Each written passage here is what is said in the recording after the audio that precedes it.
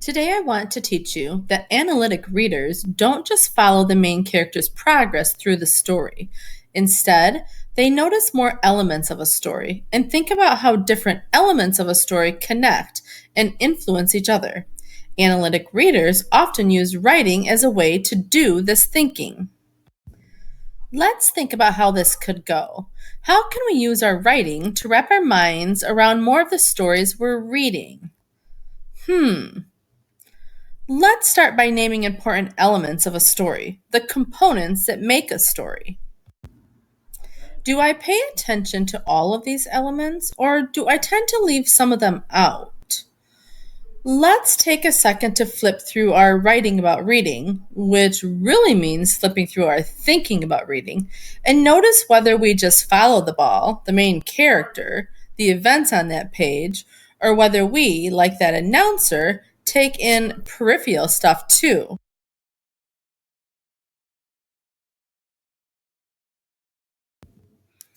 Do you already have some ideas for how your reading could become more like that announcer's viewing? Take a second to pause the video and reflect through your writing. But keep this in mind. The announcer didn't just see more elements of the football game, he saw connections between the elements. So, if we are going to try to learn from him, we need to investigate how the elements in a story connect to each other.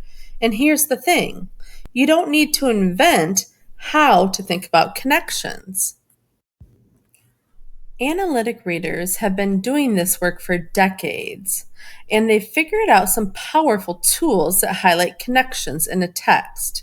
I'm going to show you a few of those ways to think about connections in a text and suggest we practice using them while thinking about more than one story element in The Stolen Pony. Watch how I get started thinking about connections in a text, because later I'm going to suggest that each of you try this with the book you're reading. If we're going to think about more than one story element in The Stolen Party, we need to choose two elements. Let's start with the obvious, the main character, Rosara. And then let's also think about the setting. So we've decided on the two elements, and next we'll decide on a way to think about the connections between those elements. For now, we'll need to choose one of the two ways that we've listed for visualizing relationships. We could think about the connection between Rosara and the setting in a compare and contrast way, maybe comparing what Rosara is like at home and then at the party, or in a cause and effect way. Let's take the latter, cause and effect. Do the places in the story, the cause, have an effect on Rosara in ways we can see? You're probably already thinking of an answer, but don't let yourself do that. Don't jump to conclusions. Instead, let questions like this launch you into an investigation, leading you to reread closely to gather data.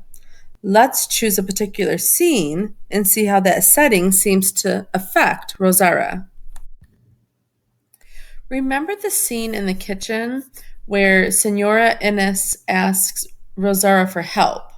So, how does being in the kitchen affect Rosara? I could write about that.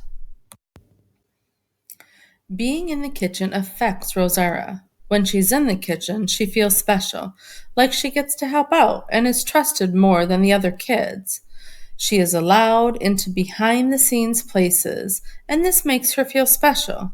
When she's in the kitchen, she gets to look at the monkey, which was the main reason she wanted to come to the party in the first place. Do you see how that worked? Writers, I want you to try the same thing. Go back to the lesson platform for your next activity.